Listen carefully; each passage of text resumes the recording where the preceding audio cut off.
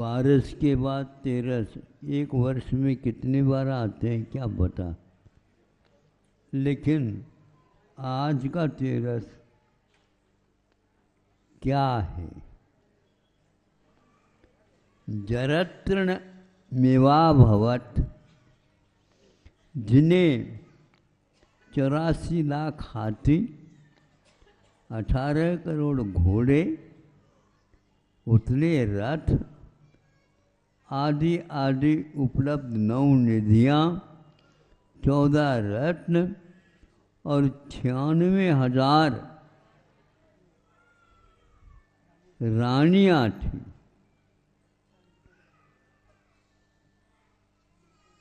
कहाँ रखते हैं ये? ये कहाँ रखते हैं? और ये है क्या नहीं, इसके लिए ताला कहाँ से लगाते? और चाबी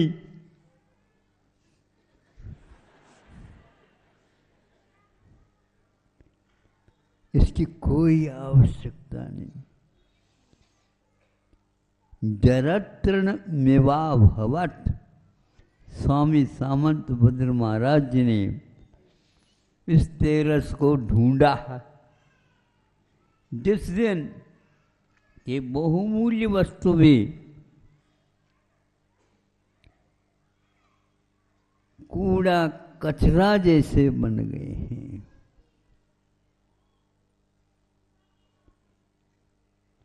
कचरा तो बनो,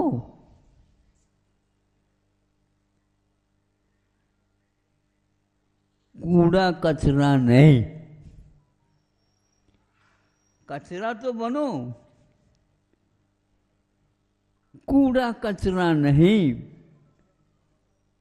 खाद तो बनो, फसल आ जाएगी। खाद तो बनो, फसल चाहो तो। ये सारे धनों में कुछ भी सार नहीं समझा और इनको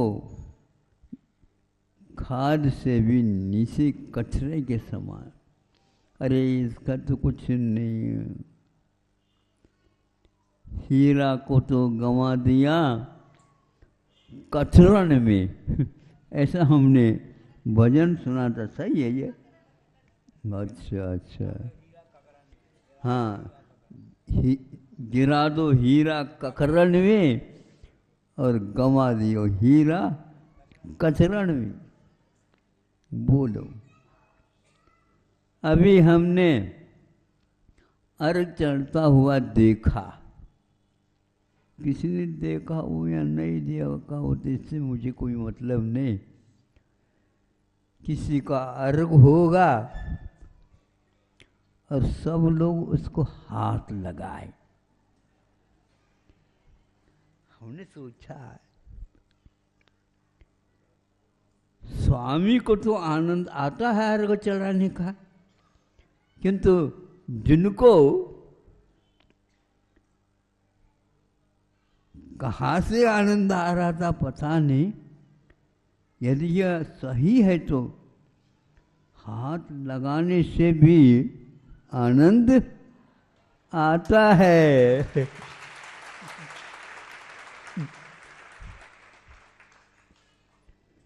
तो चढ़ा रहा है, साक्षात उस थाली को हाथ लगे या न लगे, लाइन ब्रह्मचारियों की लंबी चौड़ी थी और एक दूसरे के हाथ लगाते जा रहे हैं। हाँ, अब ये चढ़ा दिया और उन्होंने कहा कि यह हमारा अर्घ चढ़ रहा है। ऐसे मान ले तो बहुत सस्ता हो जाएगा, लेकिन होता नहीं है ये। इसमें अहंकार बुद्धि आए बिना नहीं रहती। इन सब को उन लोगों ने जरत्रण जीर्ण शीर्ण तिनके की भांति दृष्टि में लाए, स्वप्न में नहीं। और यह यदि दृष्टि में आ गई, उसकी सम्यक दृष्टि सार्थक हो गई। इसको वीतराग सम्यक दर्शन बोलते। प्रत्येक तीर्थंकरों को यहाँ की अपेक्षा से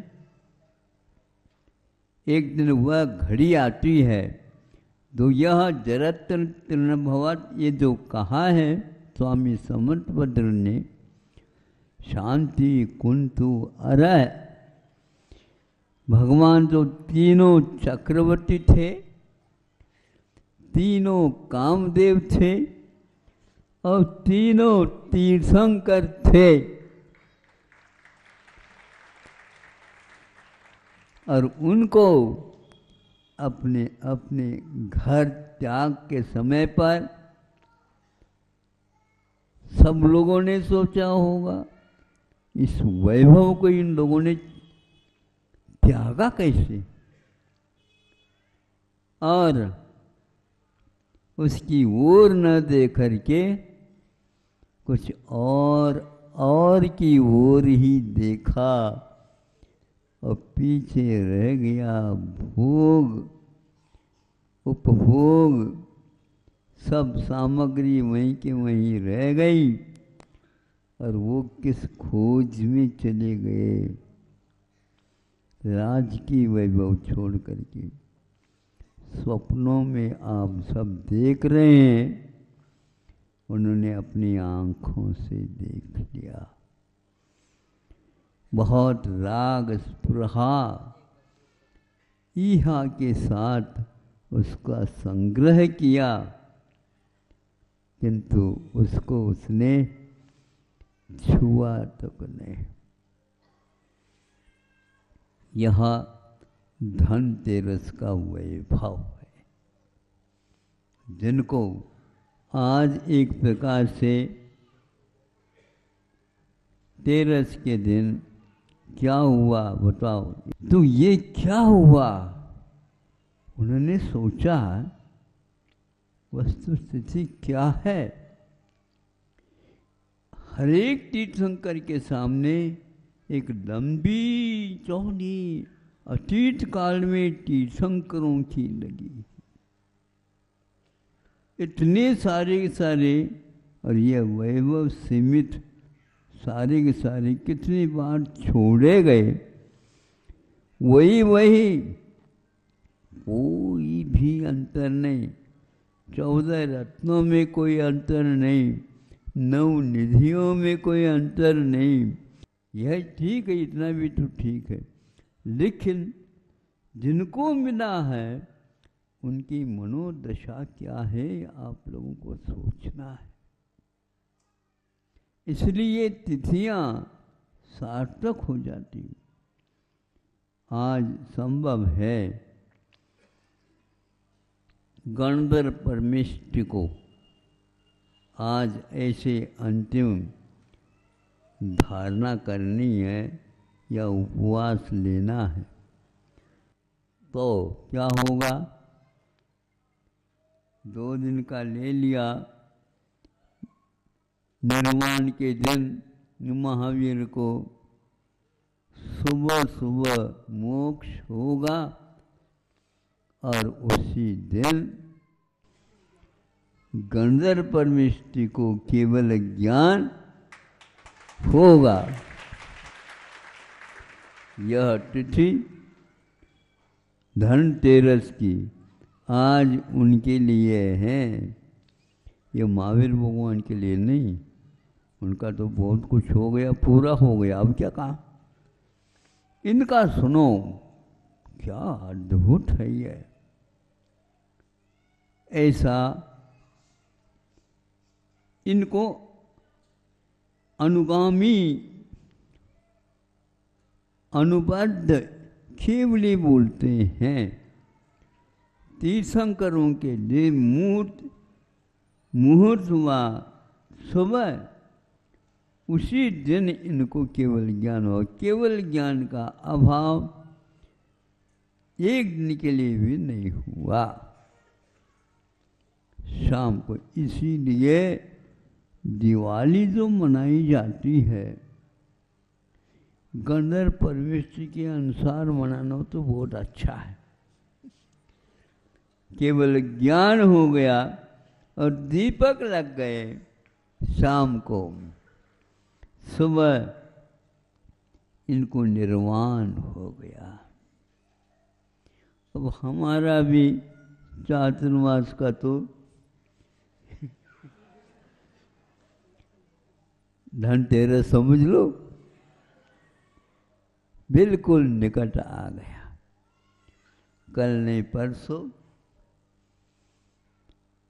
निर्वाण, कल जो है वार्षिक प्रतिक्रमण हो जाएगा। फिर यहाँ का यहाँ, वहाँ का वहाँ, कहाँ का कहाँ, ये सब अपने अपने में ही रहेंगे। और क्या, कुछ नहीं। हम अभी घूम रहे हैं और काल का निमित्त पड़ा हुआ है। परत्व और अपरत्व, पुराना और नया, राना और रंग, ये होता जा रहा है। वैराग्य के क्षणों में ये कुछ मौलिकता नहीं रखते। वैराग्य इसी को बोलते हैं। उन सभी वंश के सदस्यों को एक प्रकार से ये घड़ी है जिस दिन ये विभूति बाहर निकलती है। सारे घर में रहने वालों को भी ऐसा लगता है इसमें कुछ है ही नहीं,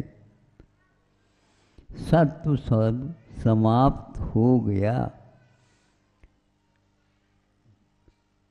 और उस गन्ने की छिलके की भांति जिसमें से रस निकल चुका है,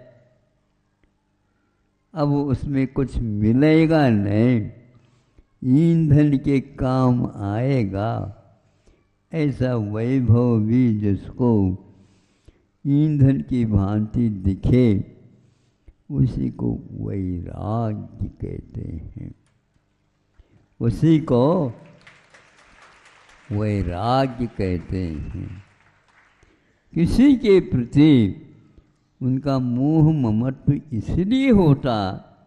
इसलिए नहीं होता क्योंकि मेरा वह कर्म नहीं हो सकता, मेरी वह कृति नहीं हो सकती, मेरी वह उपज नहीं है और मैं इसका कर्ता नहीं बनूंगा और मैं इसका कर्म भी नहीं बना था।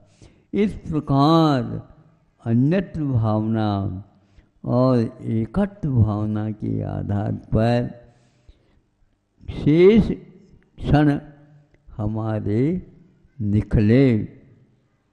हम वहाँ से आ रहे थे, कई लोग अपने अपने कार्य में व्यस्त थे।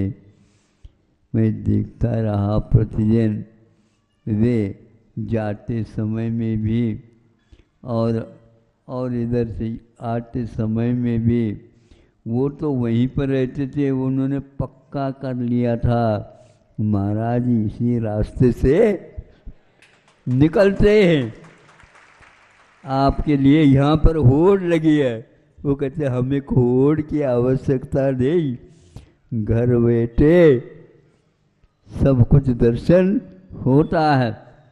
और मुख से वो बोल रहे थे, हे भगवान ये प्राण मेरे अंत में आपके नाम लेते लेते निकल जाए। ये एक श्रद्धा, ये एक भक्ति, ये एक निष्ठा भीतर रहती है और वैराग्य के क्षणों में कोई भी अन्यत्र से रस नहीं मिलता उन्हें।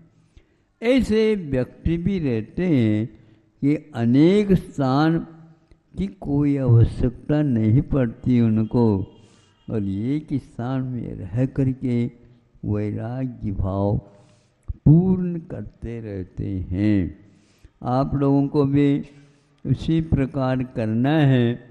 जो कुछ आप लोगों ने पाया, सोचा, समझा, श्रद्धान किया, उसको और निष्ठा बढ़ाते हुए जीवन के अंतिम क्षण तक इस परंपरा को लेते जाइए, ताकि आपने जो मांग और भावना रखी है वह भावना भवनाशिनी कहा है, स्पष्ट है।